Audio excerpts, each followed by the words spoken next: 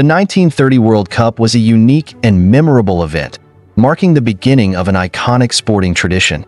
So, how did the World Cup come to be? Initially, the Olympic Games were the pinnacle of international football, establishing the top teams worldwide. However, as football began to professionalize across countries, the Olympic rule requiring athletes to maintain amateur status limited many players from participating. By 1926, FIFA President Jules Rimet and French Football Association Secretary Henri Delaney took the lead in creating a new tournament open to players of all skill levels. On May 26, 1928, the FIFA Congress in Amsterdam voted to launch a World Cup in 1930, setting the stage for one of the most celebrated events in sports history. Selecting the host nation posed a challenge, with several countries expressing interest but later withdrawing. Hungary, Italy, the Netherlands, Spain, and Sweden all stepped back, leaving Uruguay as the sole candidate. This decision turned out well. Uruguay was the reigning Olympic champion, and the tournament would coincide with the country's centennial of independence. However, securing teams to participate proved surprisingly difficult. FIFA's request for entries yielded lukewarm responses. Several European teams refused due to the tournament's location in Uruguay, while others were deterred by the long journey. Even with Uruguay's offer to cover travel costs, interest remained low. Out of 41 FIFA members, only 10 teams, mainly from the Americas, initially signed up. Egypt and the two Asian members, Siam, now Thailand, and Japan, also showed interest but later withdrew. Faced with the potential withdrawal of all South American teams, a compromise was reached, persuading European teams France, Yugoslavia, Belgium, and Romania to participate. Romania's involvement was particularly notable, as King Carol II intervened, granting amnesty to banned players and compelling businesses to allow employees to participate. The king even selected Romania's squad himself. Teams traveled to Uruguay by ship, with the European teams journeying for 3 weeks across the Atlantic. Alongside them were referees and FIFA officials, including Jules Rimet and Henri Delaney, who safely transported the World Cup trophy. However, Egypt missed the event after a storm delayed their journey. The tournament featured 13 teams: Uruguay, Argentina, Belgium, Bolivia, Brazil, Chile, France, Mexico, Paraguay, Peru, Romania, the USA, and Yugoslavia. Among the players were notable figures like Alexander Villaplane, who later faced a grim fate, and Hector Castro, an impressive Uruguayan forward with one arm. Teams were divided into 4 groups, with 1 group of 4 and 3 groups of 3, leading to semi-finals and a final. Every match took place in Montevideo, across 3 stadiums: Estadio Gran Parque Central, Estadio Positos, and the newly constructed Estadio Centenario. On July 13, 1930, the first match kicked off with France defeating Mexico 4-1, with Lucien Laurent scoring the first ever World Cup goal.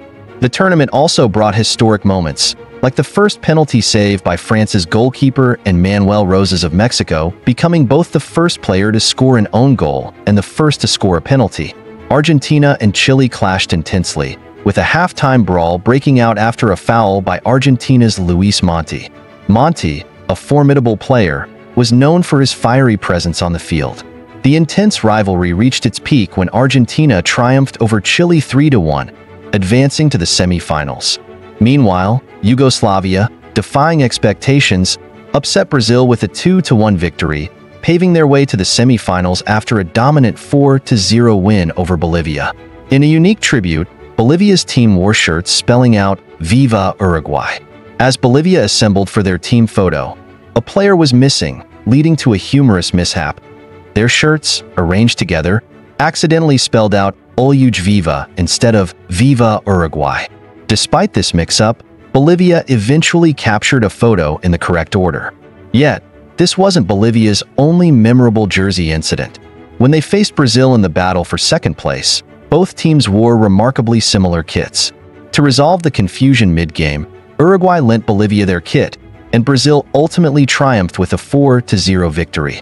Bolivia took the defeat gracefully, so gracefully, in fact, that they refrained from international play for the next 8 years. Group 3's first match saw Romania take on Peru, a game that would carve its own chapter in World Cup history.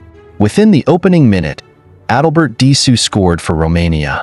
Down 1-0 by the 70th minute, Peru's captain, Placido Galindo, became the first player in World Cup history to be sent off. Though Peru managed to equalize soon after, Romania responded with vigor, securing a 3-1 victory in front of a sparse crowd of around 300, the lowest attendance recorded at a World Cup match.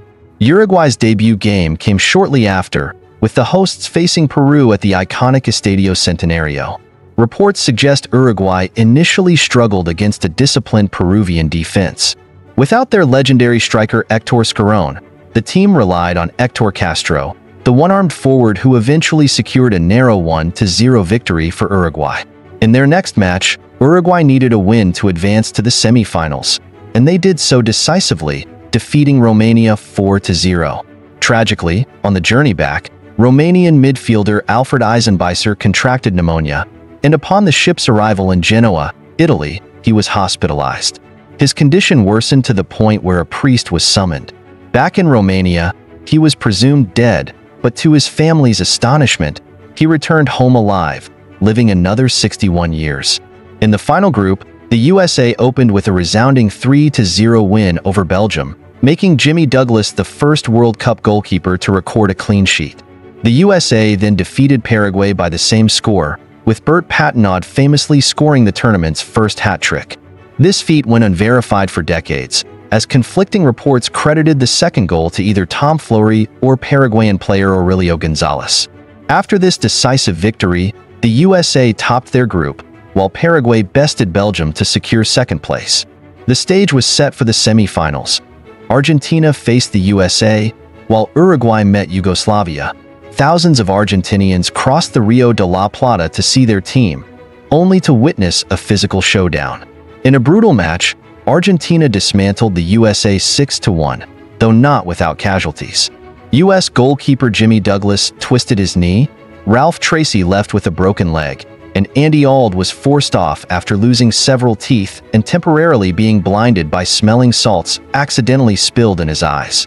Uruguay's semi-final against Yugoslavia carried its own drama.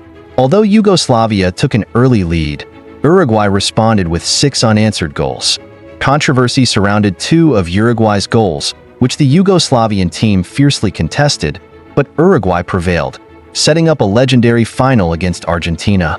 The final, held on July 30th, carried immense tension between the neighboring nations, each eager to claim the title. Disagreements arose over the match ball, with FIFA eventually deciding to use Argentina's ball in the first half and Uruguay's in the second. The only referee willing to officiate was Belgian John Longinus, who demanded swift passage to his ship afterward in case of chaos. Luis Monti, Argentina's star, almost withdrew after receiving a death threat but ultimately decided to play. According to reports, Monti appeared subdued, likely due to fear of repercussions.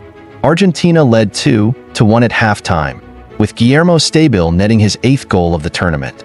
Close to widening the lead, Francisco Varallo's powerful shot hit the bar, injuring his leg in the process. Uruguay rallied in the second half, winning 4-2, with Castro scoring the decisive goal. The victory ignited celebrations across Uruguay, where a national holiday was declared. The team and their manager, Alberto Supasai, were hailed as heroes. Meanwhile, in Argentina, anger boiled over as the Uruguayan embassy was attacked. In total, 18 matches saw 70 goals scored by 36 different players, plus 1 own goal. With an average attendance of 32,808, the inaugural World Cup set a remarkable standard. Stabil, who had never played internationally before, ended the tournament as the top scorer with 8 goals in 4 games. Yet he would never play for Argentina again.